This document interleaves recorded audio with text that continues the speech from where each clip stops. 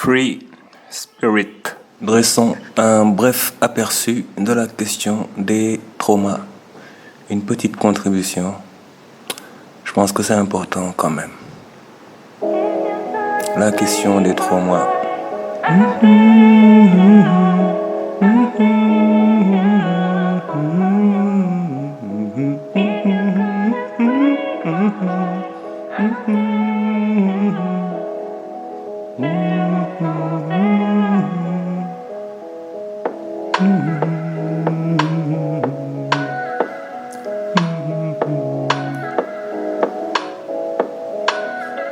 Par le pouvoir de tout puissant.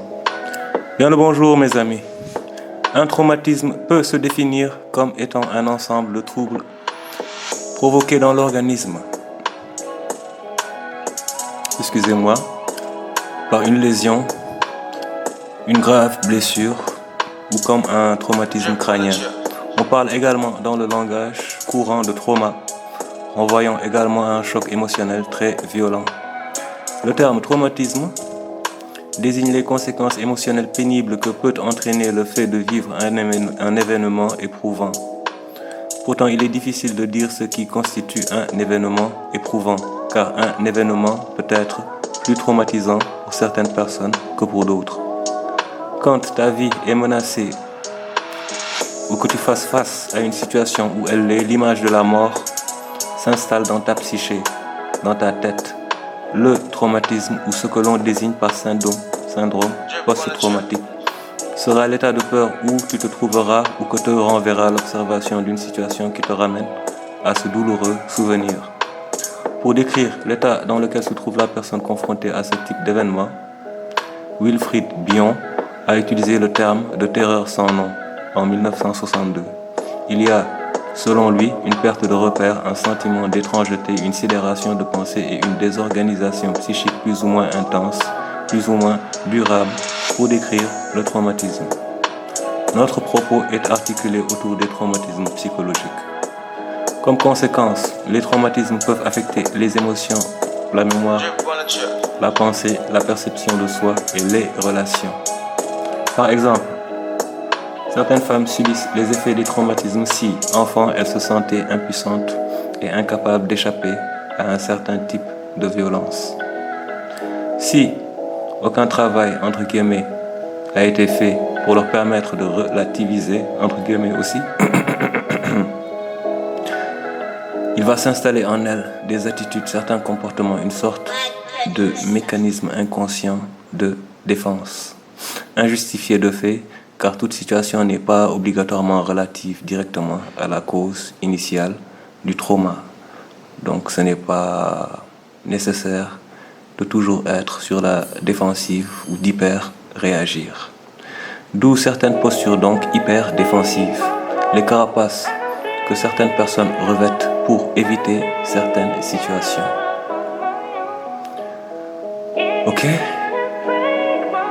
En ce faisant, aussi bien pour la société que pour l'individu traumatisé, ce n'est pas bénéfique. Aussi, on constate souvent que des individus ayant subi certaines violences à l'enfance ont de fortes chances de reproduire les choses qu'elles ont subies sur d'autres individus. On parle de cycle. C'est également constaté pour certains comportements déviants de la société, car les enfants reproduisent ce qu'ils voient autour d'eux. Et rien ne nous permet de dire qu'à l'heure actuelle, il y a plus de foyers stables qu'instables dans le monde.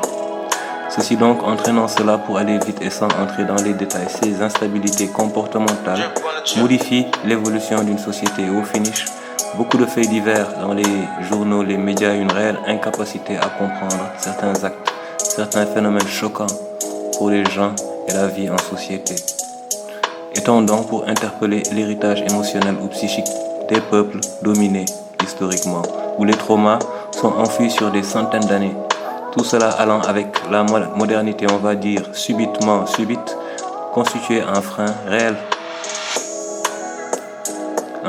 un facteur de blocage pour ce type de population. On ne s'intéresse qu'aux manifestations extérieures quand on essaie de comprendre, ou l'entassement continu de problèmes de toutes sortes dans le temps qu'on veut régler sans aller à la source, à la localisation du trauma initial. Dans nos sociétés, les gens vivent avec les traumas historiques propres au peuple noir et ceux importés propres au système uniformisé de vie urbain. Nous avons là les axes majeurs, d'après moi, de l'aliénation, en tout cas y concourant fortement, qui immobilisent les peuples. Ce n'est donc pas parce que tu as subi une injustice par le passé que tu dois en faire baver autrui. Ce n'est pas parce que le chemin a été long pour toi qu'il doit l'être pour tous. Ton cas particulier ne peut pas être représentatif d'une quelconque généralité. Le mal que tu peux subir ne te définit pas et n'est pas représentatif de l'ensemble de la société, etc. J'évoque cela pour mettre l'accent sur l'éventualité que les gens puissent planifier toute leur vie sur fond de haine intériorisée. Et quand économiquement ce n'est pas le top, eh bien ça vient rajouter de l'huile sur le feu justement de cette même haine. Il y a beaucoup de haine en l'air, chez nous, dans notre champ. Il y a beaucoup de haine hors de chez nous, entre les peuples. Pareil, la haine est partout. En fonction du pouvoir d'action de chacun, il y en a certains, plus que d'autres, qui seront plus nocifs pour la société. Il se passe ce qui se passe actuellement, des choses assez graves, voire très graves même dans certains cas. Je ne vais pas vous faire un dessin, on voit tous à peu près la même chose. C'est donc pour cela qu'il faut garder le fait en tête que les chocs et les traumas, ce sont des choses qui doivent être dépassées. Il urge que cela le soit pour le plus grand nombre. En se faisant au niveau personnel, on gagne en compréhension de soi et de la vie. On n'évolue plus dans la peur et surtout on ne constitue pas une menace pour la société.